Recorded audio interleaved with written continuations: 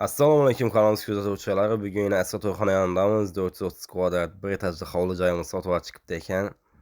Aldalarga ko'rib staj ketilingan. Yan tarafi ham, ban tarafi ham yana zonalari o'ziniki. Ko'chamiz asfalt bo'lingan. Ko'rib turganlaringiz yana azizlar. Aldalarimizga kanalizatsiyalari chiqqan yana.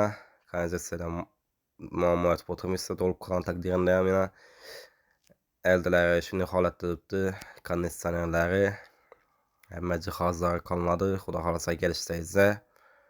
Mana ko'rib turganlaringizdek geynikini qaranglar.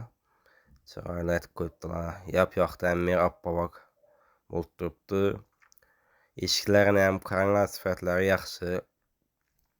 Arzon eshiklar qo'yilmagan. Mana bu birinchi xonamiz. Ko'rib turganlaringizdek xonamiz kichkina emas.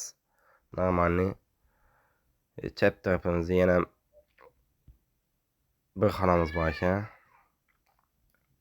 Bu yana kattalar xonasi. Ko'rib turganlaringizdek yana chiroyli. Keng.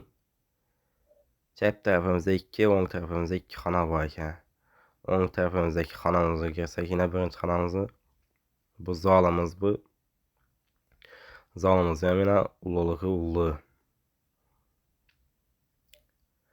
Xudo xolasa yana ikkinchi xonaga kirsak, yana zalimiz. Bu ham zal o'zi aslında. Lekin hozir bolalarning detskiy xonasi etib qo'yibdi ekanlar. Yana ko'rib turganlaringizdek, xudo xolasa yana ko'nglingiz to'lmagan bo'lsa, tuzishtirib olishingiz mumkin. Mana bu oshxonamiz yana. Oshxona hamma jihozlar qoladi, xudo xolasa. To'g'ri o'tayotishimiz bilan bu yana sanuzel.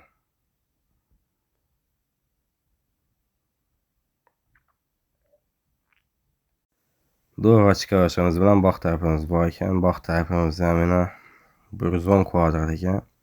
Bog' tarafimizga alohida e'tibor beramiz. Zarchalarni ekib, odab chiroylatib qo'yibdilar. Stejkalarni atib. Doğrumuz omborxonamiz bor. Azizlar, narxi 90 ming dollar deb turibdilar. Kelishiladi. Bizning kanalimizni aytsangiz, xudo xolasa. Banmayna. Girish qo'limiz bu yana bir arka tarafimiz. Yanimiz omborxona. Xolasangiz, bu yana bir xona aytib bersangiz bo'ladi.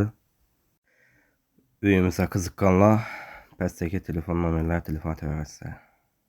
E'tiborlaringiz uchun rahmat.